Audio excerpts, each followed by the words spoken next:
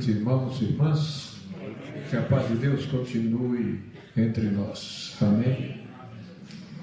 Nós chamamos a atenção dos irmãos para a leitura da palavra de Deus que está no livro de Josué, no capítulo 11, e a leitura que faremos é do verso 9 ao 15. Josué 11, do verso 9 ao 15. E diz a palavra do Senhor: Fez-lhes Josué como o Senhor lhe dissera.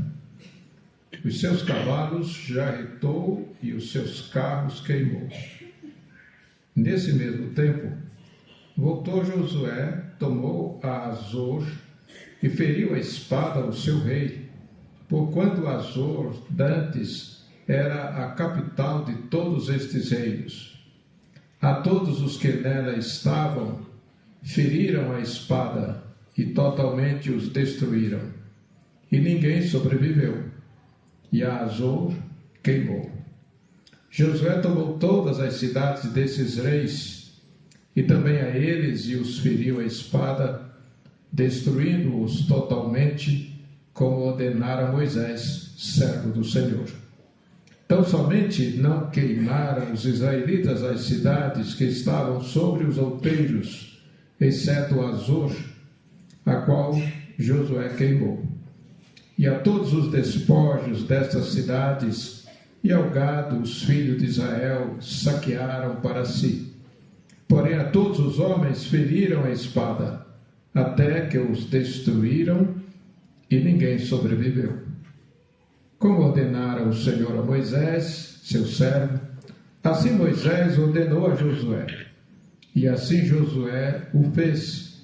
Nem uma só palavra deixou de cumprir de tudo o que o Senhor ordenara a Moisés.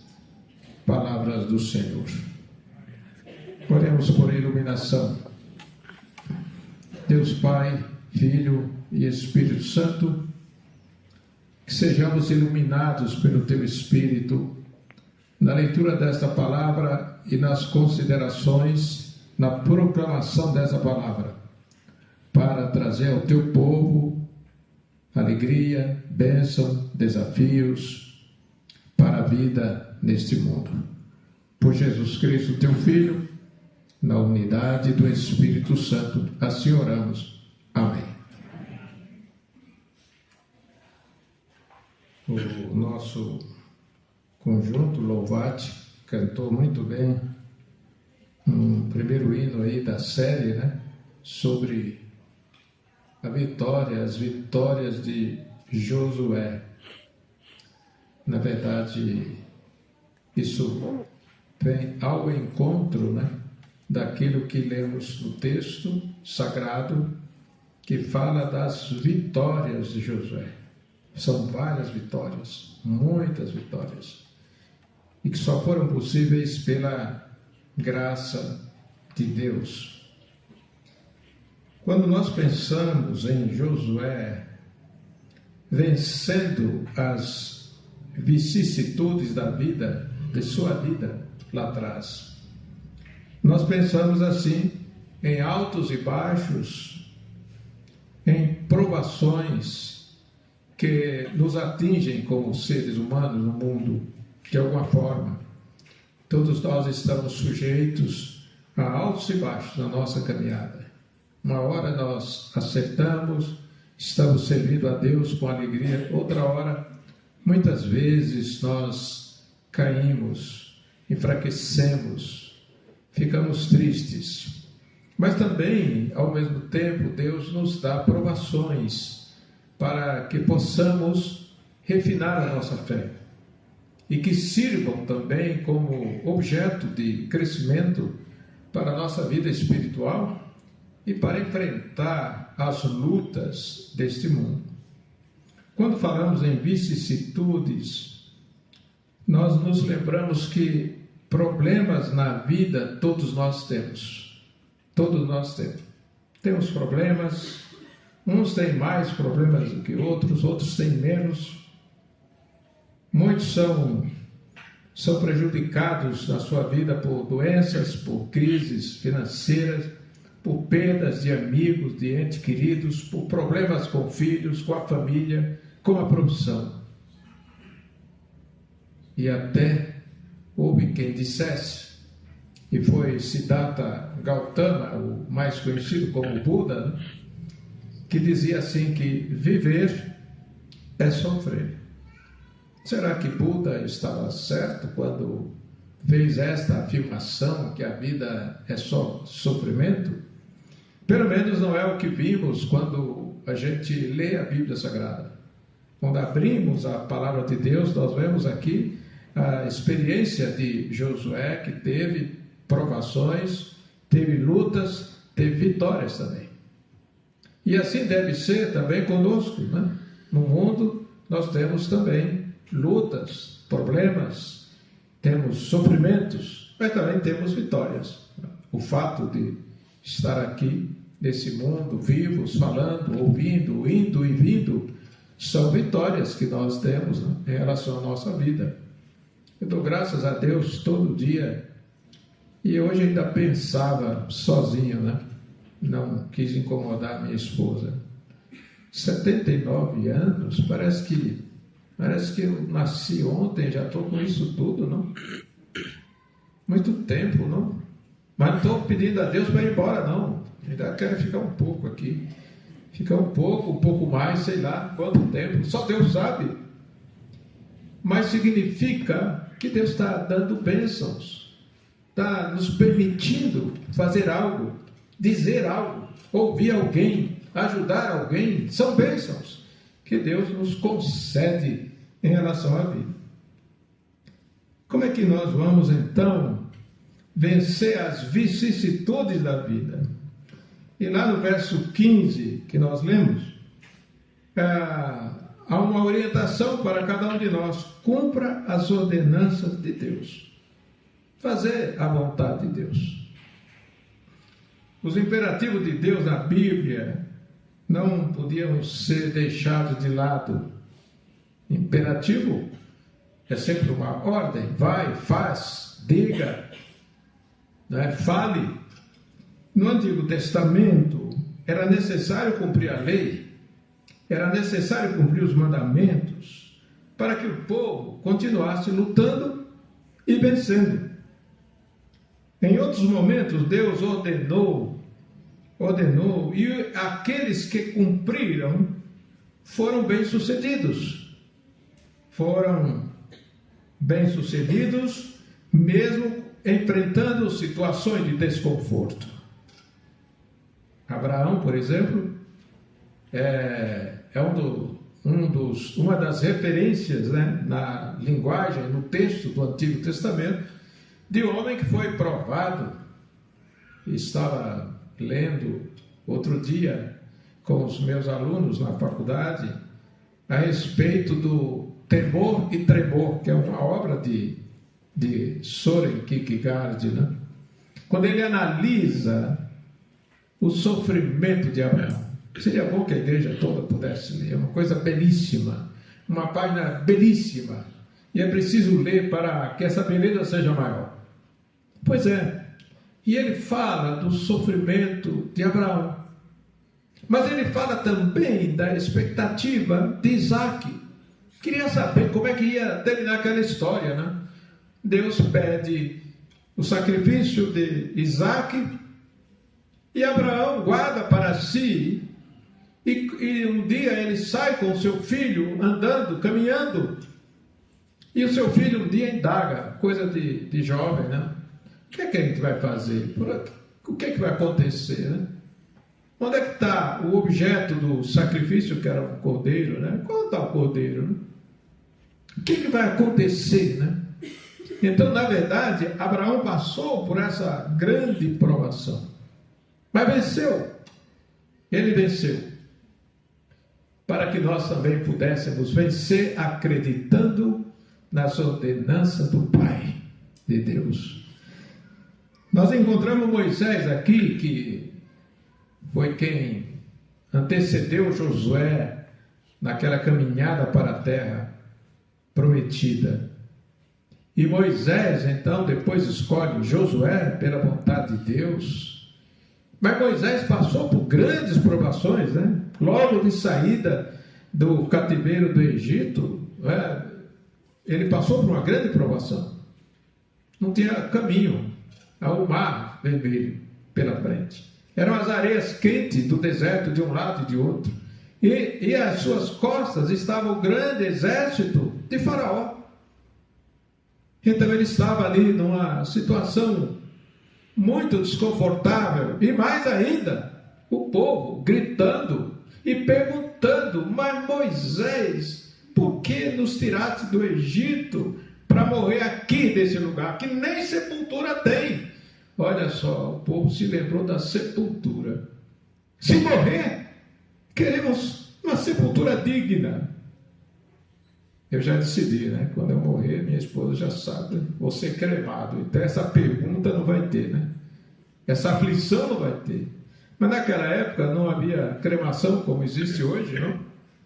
E então a palavra era essa, assim: mas Moisés, nem sepultura tem para ele ser enterrado com dignidade.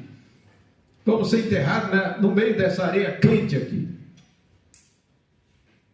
Isso que já haviam dito também, ora as paneladas, né, do Egito. Eles eram escravos e comiam carne, certamente. Pois é, mas se lembraram, comer carne no meio da escravidão, né? Era melhor para eles do que aquela situação. Mas Moisés, homem de Deus, né, quando Deus disse, por que? Deus disse a Moisés, por que clamas a mim? E a palavra de Deus foi: dize aos filhos de Israel que marchem. Na nossa vida, será que nós também não temos enfrentado situações assim tão embaraçosas, né? Uma situação embaraçosa, a que enfrentou Moisés. E não foi só essa situação. Lá na frente, na caminhada, novamente o povo voltou a questionar Moisés, a desconfiar de Moisés, a não acreditar que haveria futuro para eles. Então, no Novo Testamento, assim como Moisés e o povo cumpriu a ordenança, que era avançar pelo Mar Vermelho, lá na frente, no Novo Testamento, outras situações aconteceram na vida dos servos de Deus. E nós nos lembramos, né, quando Deus, através de Cristo, diz a Zaqueu: corre, vai, depressa, porque hoje me convém entrar na sua casa. Pois é, Zaqueu podia dizer: eu não vou sair daqui, da árvore, eu não vou correr, porque correr era uma coisa que pessoa séria assim não corre no meio da rua. Agora, hoje corre todo mundo, governador, presidente, todo mundo corre. Mas naquela época era vergonhoso, era uma coisa constrangedora. E Zaqueu foi e abriu a sua casa e recebeu Jesus. Nós muitas vezes, como Zaqueu obedeceu, está faltando para nós obediência. Obediência, atitude, obediência. Deus quer de cada um de nós atitudes, obediência, cumprimento das ordenanças, para que a nossa vida seja melhor.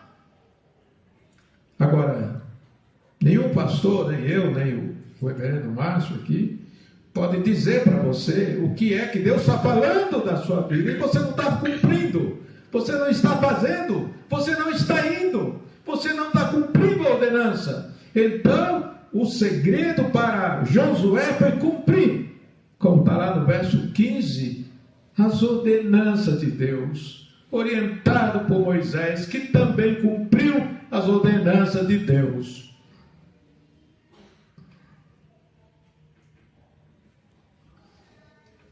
Agora, Josué, aqui no texto, ele estava rodeado de vários inimigos, muitos inimigos. Quando a gente lê aqui o verso 11, o título do capítulo é assim: outras vitórias de Josué. E quando a gente retrocede um pouco nas leituras, a gente vai encontrando mais vitórias de Josué. Então, outras vitórias, muitas vitórias, que é o que Deus quer dar a cada um. Só que Josué estava rodeado naquele momento, no texto que lemos, de inimigos. Aí a gente pergunta assim, e nós temos inimigos? Quais são nossos inimigos? O seu inimigo é o macho que está aí olhando para mim atenciosamente? Quem é seu inimigo? É sua mãe? É seu pai? É seu vizinho? Quem é seu inimigo? É o seu colega de trabalho? Pois é, não vamos nomear nenhum desses como seu inimigo, mas queremos dizer que temos outros muitos inimigos. O comodismo, por exemplo, pode ser um inimigo. A pessoa age de uma maneira cômoda, que não quer sair do lugar, que não quer dar um passo à frente, que não quer cumprir ordenança de ninguém, nem de Deus. O comodismo pode ser, o tradicionalismo, a preguiça pode ser um inimigo de cada um de nós. Às vezes temos que deixar de lado ideias, certos hábitos. Certos hábitos, muitas vezes, são nossos inimigos. Certos maus hábitos que nós temos. Muitas vezes temos certos maus hábitos. Fazer coisas que nós estamos habituados a fazer. E quando fazemos coisas que estamos habituados a fazer e que nos levam ao mal, estamos diante de um inimigo. Quem são nossos inimigos? Conveniência. Quem são nossos inimigos? A nossa língua. Tem uns que falam demais, tem uns que falam de menos, tem uns que nem querem falar. A língua, é só ler os textos de Tiago, está lá. A língua é nosso inimigo. Como está a sua língua? Pois é um inimigo terrível. Tanto ela pode ajudar, quando você olha para uma pessoa e diz, você está bem hoje, macho, com essa estola verde, cumprindo o ano litúrgico, você está muito bem. Ele fica eufórico, estou bem. Mas se disser, olha, macho, com essa história você não está bem não, aí ele já cai, pode cair, pode ficar deprimido. A língua tanto abençoa como amaldiçoa. Está ouvindo, dona Genivalda? A língua pode ser nossa inimiga na caminhada, na vida, entre nossos parentes, entre nossos familiares, entre nossos amigos. A língua pode ser traiçoeira, pode nos derrubar. Então, seja corajoso diante dos seus inimigos.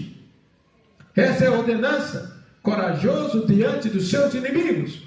E eu não estou vendo pessoas aqui como inimigas, mas eu estou vendo situações inimigas. Estou vendo aqui comportamentos inimigos. Estamos vendo aqui coisas horrorosas que poderão nos acontecer, porque estamos diante de inimigos. Cumpra as ordenanças diante dos seus inimigos.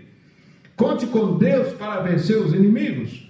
Josué sozinho seria vencido. Vejam aí, depois, se tiverem vontade, leiam não só o capítulo 11, mas leiam o capítulo 10, leiam o capítulo 9 e por aí afora, e vão ver quantas vitórias que Josué teve ao cumprir as ordenanças, e muitas vezes diante de muitos inimigos. Olha que um inimigo só já é muito, hein? Agora imaginemos muitos inimigos como teve Josué. Josué venceu porque não estava só. Precisamos ter o cuidado com nosso sentido de autonomia. Às vezes a gente acha que vai vencer sozinho o inimigo ou os inimigos. Precisamos de Deus. Preciso que Deus esteja conosco. Precisamos de estar em comunhão com Deus, para que Ele nos dê a mão e nos leve a vencer os inimigos que estejam, de alguma forma, ao nosso lado. Às vezes queremos mais em nossos projetos pessoais para superar obstáculos, para superar inimigos. Contudo, precisamos ter um cuidado. Cremos que nossos projetos pessoais poderão ser vitoriosos se Deus estiver do nosso lado. Se Ele for o nosso amparo, se Deus puder nos ajudar, quando nós pedimos a sua ajuda, se Ele quiser nos ajudar. Então acredite mais na força de Deus, porque Ele não nos abandona nunca diante dos nossos inimigos, porque Deus não é de mau humor, nem bom humor. Deus é sempre o mesmo, como ontem, hoje e eternamente. Por isso, porque na história do seu povo, Deus sempre cumpriu as promessas. Ele também se propõe a cumprir as suas promessas ao nosso lado, seja na nossa casa, seja no nosso trabalho, seja na nossa viagem para a escola, seja no nosso relacionamento com outras pessoas, quaisquer que sejam. Deus é o nosso refúgio e fortaleza na tribulação, diante de qualquer inimigo que apareça à nossa frente. Amém?